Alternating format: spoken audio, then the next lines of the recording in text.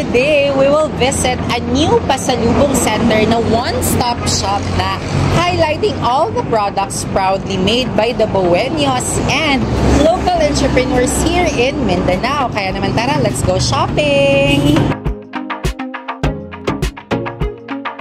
And of course, makakasama natin sa pag-shopping no other than the owner, Ma'am Grace. In this area na ay mga cute bags. Like, yes, look at this one. Lahat na to is local.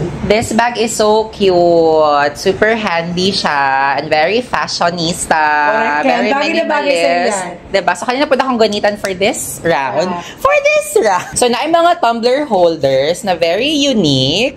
Cutie. So, sa mga mag-back to school, again, and perfect pasalubong. So, this side is for you. And all shapes po the mga bags, right? Na yung mga kind of super cute for me. Like, oo, the size and of good quality siya sa tanan. Pwede talaga yan gamitin pag magpunta ka ng Samal. Yes. Actually, pang beach or even pang office na sometimes feel lang ni mo. Like, supporting local or wearing local. So, you can grab this one. This one is, ang tawag niya dito is Celine. Celine bag. Ay, oo, cute. Correct. Love it. So, aside from bags, syempre na yung mga tissue holders. So, everything is really here. And this one, if gusto niyo mag-unique gift to your boss or to your wife or to your anak, then you can consider this bag as well. Tapos kung gusto mo na hindi makita talaga yung laman, pwede okay. So, naa siya. So, all daghang options for the bags, ha? In fairness, and all made by local entrepreneurs here in Davao region. So, nice, no? Okay, question, ma'am. Na yung mga local entrepreneurs na wala pa sila pwesto and wondering if pwede ba sila maka-display here? Yes, pwede ba? And unsa ba ang ilahang buhaton? Actually, business lang sila dito sa Ecoland and kausapin nila si Ate Mia or kung sino yung in-charge na dito para makapag-display sila ng mga items nila. So, kasi sinusupport talaga natin yung local na. Yes, so that's, I believe, part of their advocacy also here na dili lang ilahang mga products ang ma-display here but also help support local businesses. Siguro mga startups especially, right? Yes, so this one is so cute! Correct. Love it! Grabe, no? The details plus the quality. And napay mga other bags also here, mga options sa mga bags. Depending on your personality, kung gusto niyo yung bako na bag or small bags. Any color, combinations, and quality are all what we have here. So, natay katong cheese yung cheese board set. Yes. So, engraved siya. And again, as mentioned kaganya, pwede nilang ibutang ilang mga sariling marks or names based on kinsa ilang hatagan. Yes, this one is also a hot tags product. So, makikita nila yung tumbler and na mga sando for girls. Yung wala lang na nakita natin ay, oo, mga hoodies. So, pasok po siya tanan here. And mga colored shirts as well. And of course, what is sa pasalubong if shirts lang or bags lang, they also have foods here. Correct. So, nanata there is sa area where we can find Hagtags Cafe na mga pasalubong. Chicharon, mochi. The Ice Jam Choco, batang 90s. Yan, mga paborito natin yan, Ken. And chicharon as well. The mochi, I'm curious with this one. And the banana chips. For those na mga Dabawenyos who wanted siguro, or pasali budget, ma'am, to go to Manila, but craving for some Manila brands like Bitin, we also have here. Yung ube bagyo, kanin na po siya. And yung mga delicacies from Tagaytay. And we also have the Cebu product like yung mango, dried mangoes, and yung danggit. Oh, wow! Bali, ang goal natin dito, hindi lang ang turista na galing sa Manila, kundi ang mga taga Davao din, kung ano yung tinikrave nila from lain-lain na lugar, makikita nila dito. Wow! So, ginapanindigan na kita ang one-stop shop. Yes! So, something...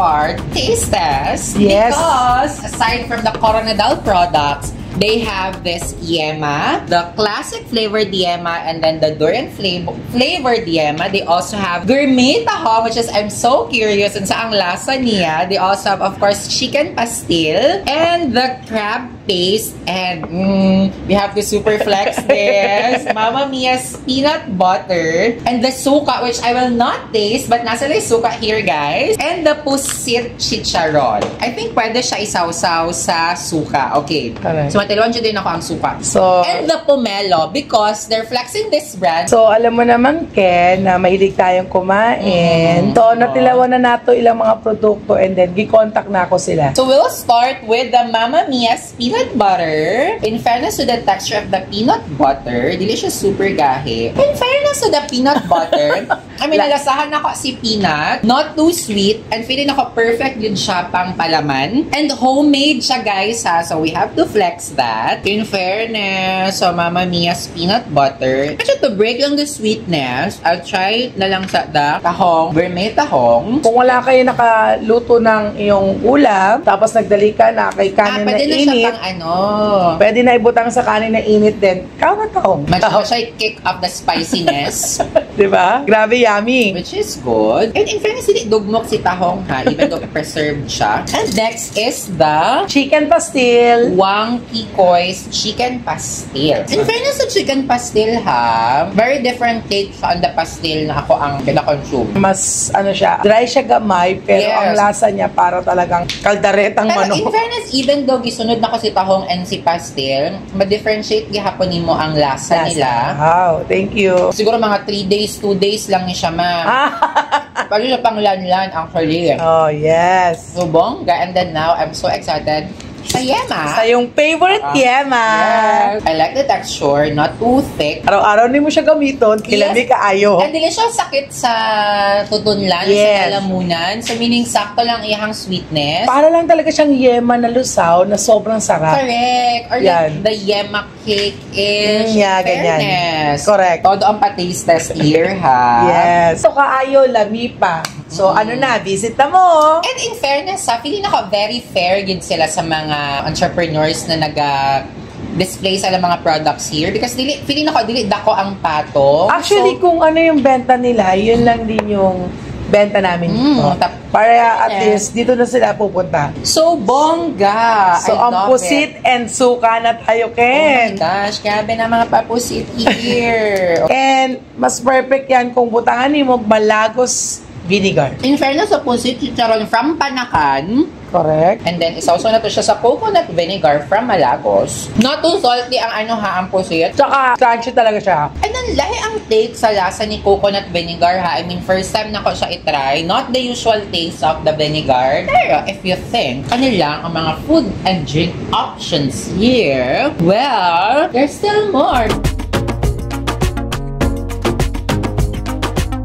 So, we are now here at the Hagtags Cafe, Tara, just outside the Pasalubong Center. Actually, guys, so ma'am, okay, what inspired you to come up na pod with this cafe featuring these drinks like refreshers and coffee?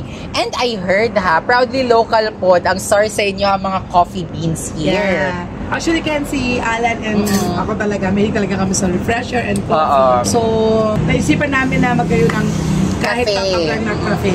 Local branch na from Maragusan. Wow, Maragusan, Davao de Oro ang mga beans that they use here for their coffees. In fact, I'm trying their Irish cream. And in fairness, as a non-coffee drinker, I thought na super strong ang kick sa coffee. But no, actually lang siya. Sakto lang siya, very chill. And very unique for me ang lasa really sa beans niya, ma'am. To be honest, this is my first time to try beans from Maragusan. Davao de Oro, Maragusan. And it's really good, in fairness. Meron siyang parang sumpa na gusto mong ulit-ulitin araw-araw. Correct. May mga client kami na halos everyday talaga na bumibili ng coffee. Actually, pati lang ni Ma'am Grace Tanan, drinks nila, no? We have a lot of Pero syempre, dilitan na ako kaya, guys. So, they have like more than 5 choices sa ilang refresher, which is ako personally, my favorite so far, the peach mango, which is that one. Tara, ang peach mango. Very unique ang lasa sa mga refreshers because originally talaga na ito, sa amin lang din talaga ito na formula.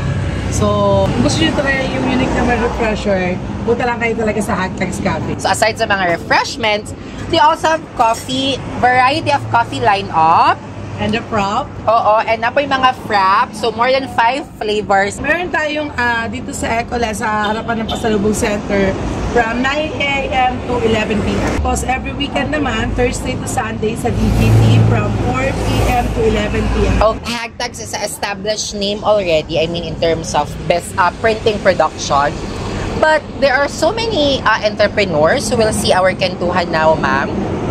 And siguro are wondering, nganong even though you already have an established name, still you took a risk into venturing or leveling up your business. So how important for entrepreneurs to take a risk and step outside your comfort zone?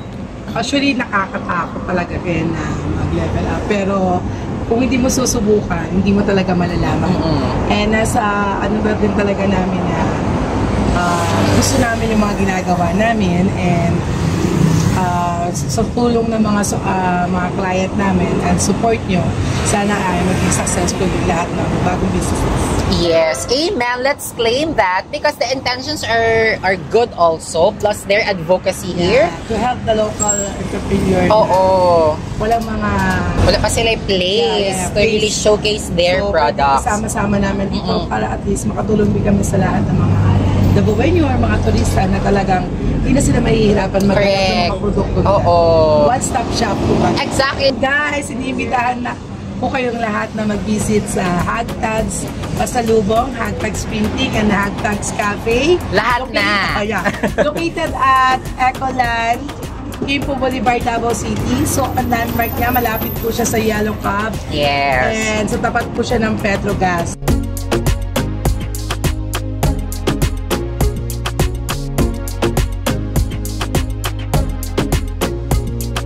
Love local! Support local!